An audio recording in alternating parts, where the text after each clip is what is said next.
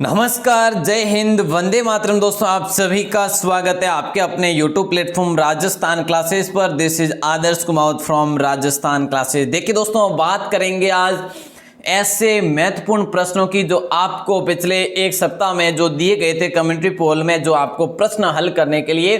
तो दोस्तों, वो जो प्रश्न आपके लिए आज उसका हल मैं लेके आ गया हूं। अब आप जांचिए कि आपने कितने जो है सही किए थे और कितने गलत किए थे, वो भी आज है जो पता कर लेते हैं। तो सभी प्रश्नों के होंगे हल यहाँ पे। और दोस्तों, शुरुआत करते हैं पहले ही प्रश्न से। उम्मीद करता हूं आप सभी इस वीडियो को कंप्लीट देखेंगे ताकि आपके जो भी यहाँ पे महत्वपूर्ण प्रश्न है वो आपके क्लियर होंगे। और दोस्तों, ऐसे ये सारे के सारे ऐसे प्रश्न जो आपको डाउट है, ठीक है, तो कंफ्यूजन भी होगी इसमें। चलिए पहला क्वेश्चन देखते हैं दोस्तों। और पहला प्रश्न जो है एक सप्ताह पहले लगभग जो है किया गया था, देखिए, है ना। तो ये प्रश्न आपसे पूछा गया था कि निम्न में से असत्य क्या है। दोस्तों, बावड़ियों से संबंधित प्रश्न था, ठीक है। अब यहाँ पे ये पूछा गया था आपसे कि रानी जी की बावड़ी बूंदी में है, असत्य पूछा था। असत्य आपको इनमें से बताना था कि कौन सी जो बावड़ी है इस जिले में नहीं है। तो मेरे दोस्तों, यहाँ पे असत्य की बात आई थी, तो बिल्कुल आपका राइट आंसर क्या था इसमें दोस्तों? आपका राइट आंसर था काका जी की बावड़ी। देखिए, रानी जी की बावड़ी बूंदी में है दोस्तों, जिसका निर्माण की बात करें तो 1699 में इसका निर्माण हुआ था। वैसे जबकि रानी जी की बावड़ी को यहाँ पे असत्य में चुना गया 67, लेकिन कैसे वो पता नहीं है, ठीक है। तो आप जो भी भाई बहन देखते हैं, भेड़ चाल ना करें ताकि आप भी सही कर पाए, देख के करें। तो रानी जी की बावड़ी बूंदी में है दोस्तों, इसमें कोई शक नहीं है, ठीक है। महाराजा अनिरुद्ध की रानी लाड कंवर ने इसका निर्माण करवाया था, ठीक है। तो ये तो यहीं पे। काका जी की बावड़ी दोस्तों 12 में नहीं है, बल्कि कहां पे ये भी बूंदी में है मेरे दोस्तों। कहां पे? ये बूंदी में है। तो काका जी की बावड़ी भी बूंदी में, नादर घूस की बावड़ी भी बूंदी में। अब दोस्तों देखिए, काका जी की बावड़ी के बारे में बात करें तो ये है ना, ये सरदार सिंह की पत्नी आली देवी ने इसका निर्माण करवाया था। किसने करवाया था? आली देवी ने, सरदार सिंह की पत्नी। और इसका निर्माण करवाया था अनिरुद्ध की रानी लाड कंवर ने इसका निर्माण करवाया था, ठीक है। ये मुख्य बावड़िया है। नादर घूस बावड़ी बूंदी में, पन्ना मीणा की बावड़ी आमेर में है दोस्तों। पहला प्रश्न क्लियर हो गया। लेकिन यहाँ पे देखिए, यहाँ पे जो ए ऑप्शन ज्यादा चुना गया। लेकिन दोस्तों देखिए, यहाँ पे 1600 की वोटिंग भी हुई थी।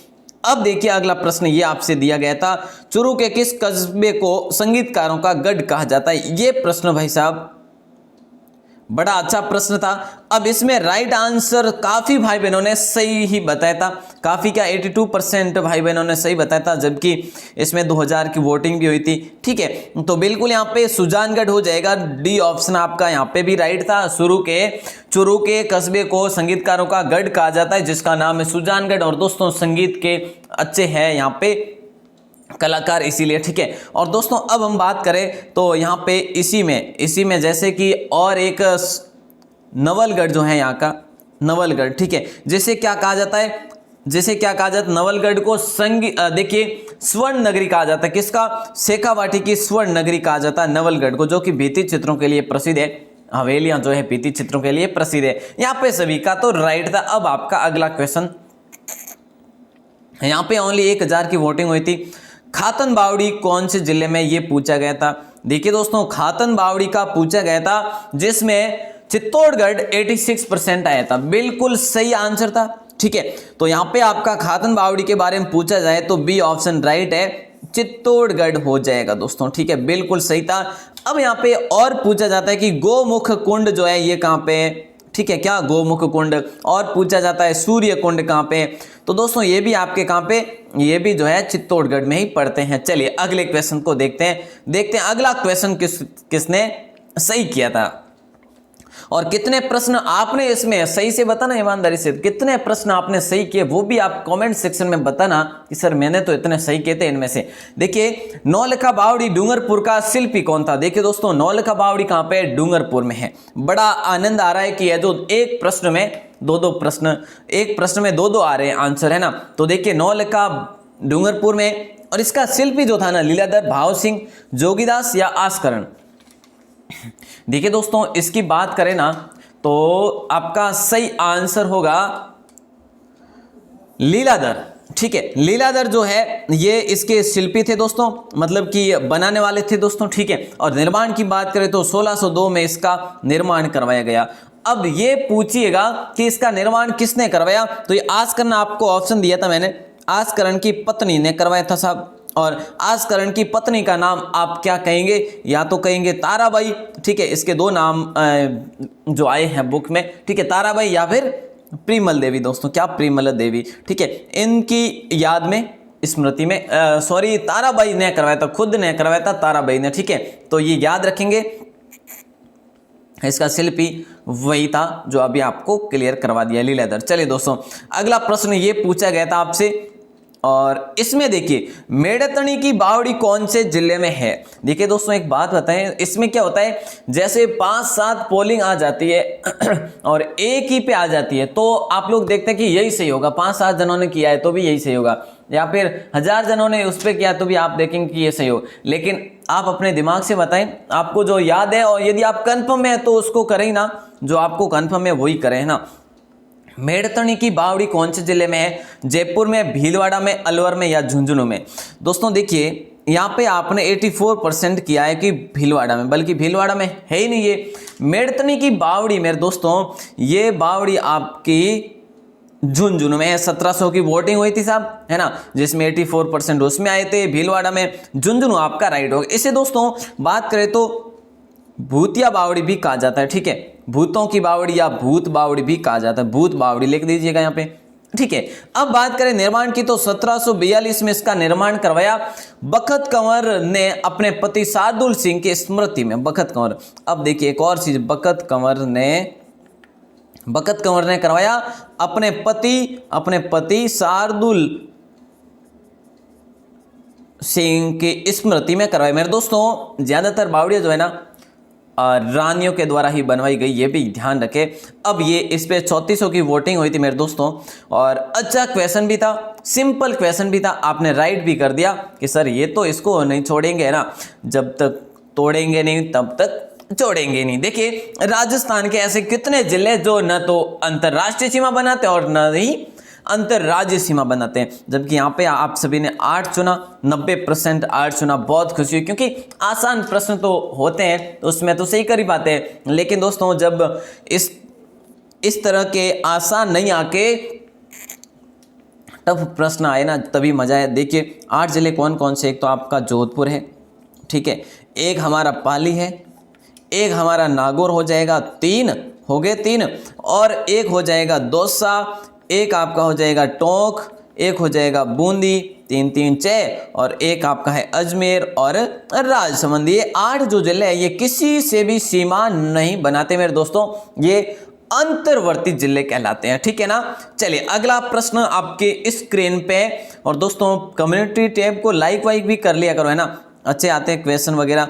चलिए ये क्वेश्चन बड़ा इंपॉर्टेंट है। देखिए वो कौन से जिले जिसकी सीमा समाप्त होने के बाद पुनः दूसरे स्थान से शुरू होती है, तो इसमें आपका राइट आंसर मेरे दोस्तों था बी ऑप्शन, आप सभी भाई बहनों का था। अब जो भी कम्युनिटी टैब को फॉलो नहीं करते वे भी करें, ताकि आपको अच्छे अच्छे क्वेश्चन मिले और आपको भी आकलन हो सके आपका खुद का।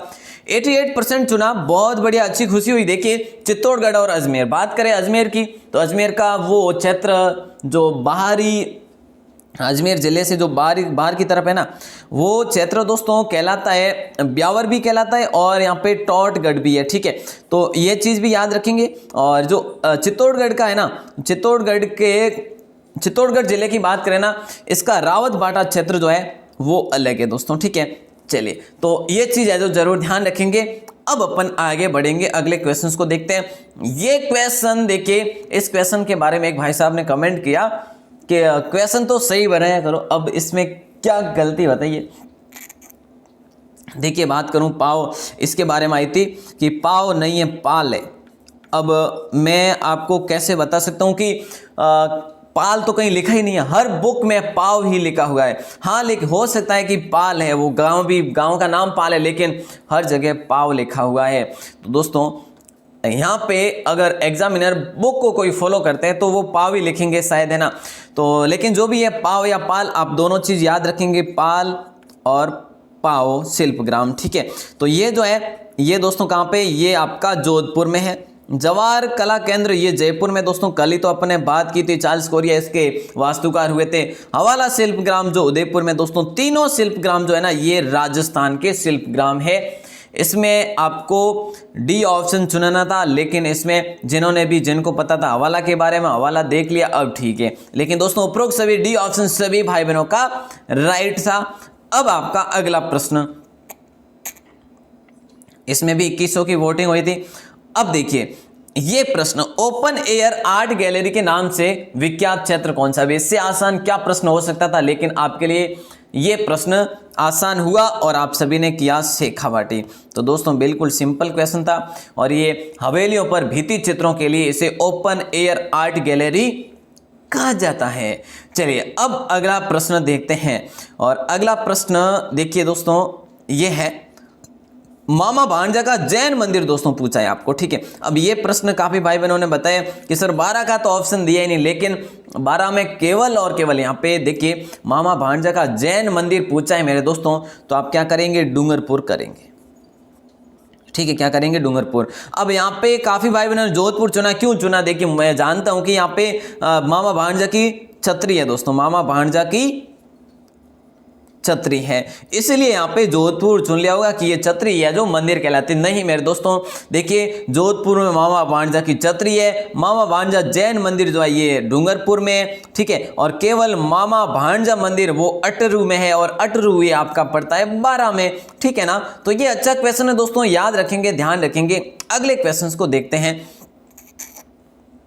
और दोस्तों देखिए ये जो अभी अपन ने क्वेश्चन देखा था, एक क्वेश्चन आया था, लेकिन वो देखते हैं कहाँ पे है।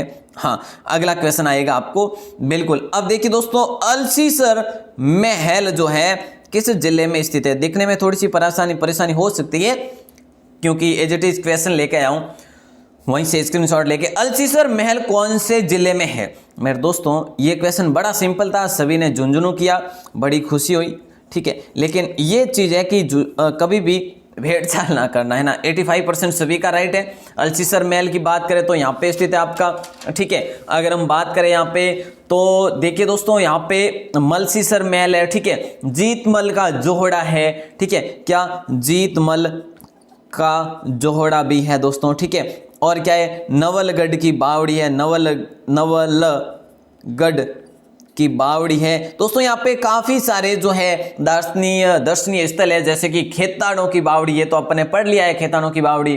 चेतन दास की बावड़ी यहाँ पे है दोस्तों, ठीक है। तुलसियानों की बावड़ी यहीं पे है दोस्तों, ठीक है। मेहनसर हवेलियों के लिए प्रसिद्ध है, नवलगढ़ के बारे में बात कर लिए। चलिए दोस्तों अगला क्वेश्चन देखते हैं, मांडव ऋषि का मंदिर कौन से जिले में? सभी भाई बहन आंसर दे सकते हैं। देखिए मांडव ऋषि का मंदिर जो है कौन से जिले में? राजसमंद में नहीं है दोस्तों, ये आपको किसने बता दिया? 79%, जबकि इसका आंसर आया था, ये आप देख पा रहे हैं ना, ये वाली।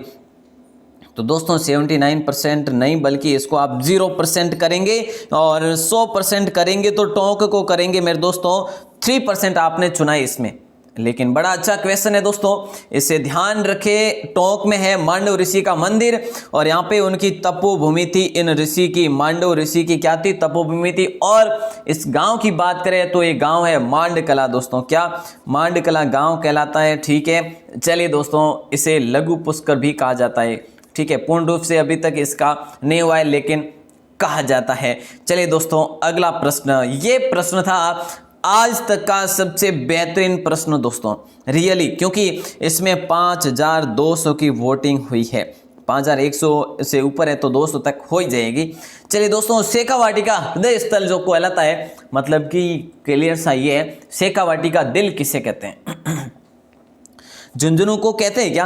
आपने 83% चुना, लेकिन ये गलत मानूंगा मैं, क्योंकि दोस्तों देखिए झुंझुनू को शेखावाटी का सिरमौर कहा जाता है, सिरमौर कहा जाता है। शेखावाटी का हृदय स्थल नहीं कहा जाता है मेरे दोस्तों, हृदय स्थल कहा जाता है सीकर को, ठीक है। किसे कहा जाता है? सीकर को कहा जाता है। 12% भाई बहनों ने चुना, बहुत बड़ी अच्छी खुशी भी हुई, ठीक है ना। चलिए अब हम आगे बढ़े दोस्तों, बिना टाइम वेस्ट किए अगला प्रश्न देखते हैं, और उस प्रश्न पर दोस्तों 5100 की वोटिंग हुई, बहुत अच्छा लगा। अब 3900 की वोटिंग यहाँ पे भी हुई है। नेहरावाटी किस जिले का प्राचीन नाम है? अब देखिए दोस्तों, ये तो मैं आपको करवा भी चुका हूँ, सीकर जिला दर्शन में, तो क्लियर सी बात है, सभी का वैसे 75% भी आया था कि सर सीकर है। और ज़्यादा कमेंट आए थे नागौर के नागौर ना से होने से नेरा वाटी, नहीं साहब ऐसा नहीं होगा, राइट आंसर आपका सीकर ही होगा, ठीक है। और इसे वीर भान का वास भी कहा जाता था, वीर भान का वास। दोस्तों ये उस समय क्या था, ये वीर भान का वास कहलाता, उस समय था ये ठिकाना, ठीक है, क्या था, ठिकाना था। इससे भी पहले नाम था इसका नेहरावाटी। दोस्तों ध्यान रखें, बड़ा अच्छा क्वेश्चन है, ठीक है ना। चलिए, और सीकर की स्थापना के बारे में बात करें तो शिव सिंह ने की थी, कब की थी, 1721-22 में की थी। दोस्तों सभी को बताने ठिकाना है। और इनके पिताजी दौलत सिंह को मिला था, खंडेला के राजपूत शासक से मिला था दोस्तों, सिर्फ और सिर्फ भेंट रूपी। अगला प्रश्न आपकी स्क्रीन पे, तारागढ़ अजमेर को, ये प्रश्न कल ही का है दोस्तों, और राइट आंसर तारागढ़ अजमेर को राजस्थान का जिब्राल्टर कहते हैं, सभी को बताएं। लेकिन ये किसने कहा था, तभी से कहने लगे हैं, है ना। तो कर्नल जेम्स टॉड नहीं होगा, 86% आए हैं, लेकिन ये होगा नहीं, ये भी नहीं होगा, ये भी नहीं होगा। विशव हैबर होगा मेरे दोस्तों, ठीक है। 8% बिल्कुल सही आंसर है यहाँ पे, जिन्होंने भी भाई बहनों ने चुना है 8% यहाँ पे चुना है, लेकिन ये 100% करना चाहिए आप सभी को, ठीक है। तो ये आपका 1500 की वोटिंग हुई, लेकिन इसे याद रखेंगे, बड़ा अच्छा क्वेश्चन है। अब अपन एक और प्रश्न रहा था, और ये इंपॉर्टेंट प्रश्न, क्रांतिकारी अर्जुन लाल सेठी की जन्मभूमि की बात हो रही है, लेकिन यहाँ पर भी काफी भाई बहने भेड़ चाल कर गए, 75% चुन लिया। अब किसी को पता था कि भाई जयपुर है, ठीक है, पहले जयपुर पे क्लिक किया, अरे यार वोटिंग तो 75 पे उदयपुर पे ज़्यादा है, चलो अपन भी उदयपुर पे। लेकिन दोस्तों ऐसे कि आपका सही होगा, थोड़ा सा ध्यान रखें प्लीज़, और सभी अपने अपने हिसाब से करें, ऐसा ना कि भेड़ चाल करें, है ना। हाँ सही हो तो कंफर्म करके सही करिएगा, वहाँ पे परसेंटेज ज़्यादा भी हो सकते हैं, ऐसी कोई बात नहीं है, ठीक है ना। तो क्रांतिकारी अर्जुन लाल सेठी की जन्मभूमि की बात करें, जन्मस्थली की बात करें, तो आपका जाएगा जयपुर के साथ। और दोस्तों यहाँ पे इनका जन्म हुआ था 9 सितंबर को, कहाँ पे हुआ था, 9 सितंबर को जयपुर में हुआ था, 1880 ईस्वी में हुआ था, ठीक है दोस्तों, याद रखेंगे। और जयपुर के प्रथम स्नातकधारी थे दोस्तों, स्नातक इन्होंने प्रथम बीए में इन्होंने स्नातक की थी, है ना। और जयपुर के पहले व्यक्ति थे जिन्होंने स्नातक की थी दोस्तों, जैन समाज के, सॉरी, है ना, जयपुर के जैन समाज के प्रथम व्यक्ति थे। अब देखिए दोस्तों, इन्होंने 1907 में जयपुर में राष्ट्रीय विद्यापीठ वर्धमान जैन विद्यालय की स्थापना भी की थी, ठीक है, तो ये भी याद रखेंगे। और दोस्तों बात करें ना, इनको जब माधो सिंह ने इनवाइट किया था, सवाई माधो सिंह द्वितीय ने पंडित अर्जुन लाल सेठी को इनवाइट किया था कि भाई आप हमारे राज्य के प्रधानमंत्री बन जाओ, तब इन्होंने वापस साहस भरा एक उत्तर दिया था कि अर्जुन लाल यदि राज्य की चाकरी करेगा तो भारत माता को गुलामी से कौन मुक्त कराएगा, ऐसा जो है वाक्य इन्होंने कहा था। क्या कहा था कि अर्जुन लाल सेठी यदि राज्य की नौकरी करेगा तो भारत को आज़ाद कौन कराएगा, इस प्रकार से मान लीजिएगा आप। तो दोस्तों ये थे अर्जुन लाल सेठी, इनके बारे में और पढ़ेंगे कभी। चलिए दोस्तों, तो आज की क्लास थी ये, और ये आपके बनी है 18 मिनट की, जबकि इसमें प्रश्न थे आपके 16 से 17, ठीक है। तो दोस्तों उम्मीद करता हूँ आपके सारे प्रश्न जो है क्लियर हो गए होंगे, और ऐसे ही उम्मीद करता हूँ दोस्तों। और आप सभी इसमें कम्युनिटी टैब में भाग लिया करें, ताकि आपको भी पता चले कि ये जो मैं कितने सही कर पाता हूँ, और बाद में मेरे कितने कर पाता हूँ, और बाद में कितने सही और कितने गलत होते हैं। चलिए दोस्तों, तो उम्मीद करता हूँ आपको आज की क्लास बेहतरीन लगी होगी। कैसी लगी कमेंट सेक्शन में बाहर आके जरूर बताइएगा। और बाकी जो है आज शाम को फिर से अपन एक 1 लाइनर क्वेश्चंस की बिल्कुल क्लास लगाने वाले हैं, तो दोस्तों सभी भाई बहनें शाम की लाइव क्लास में भी जरूर अटेंड करिएगा। चलिए दोस्तों, आप सभी का प्रेम पूर्वक बहुत बहुत आभार, धन्यवाद, आपका विश्वास, स्नेह ऐसे ही आपकी अपनी क्लासेज राजस्थान क्लासेज आदर्श सर पे बनाए रखिएगा। बहुत बहुत धन्यवाद।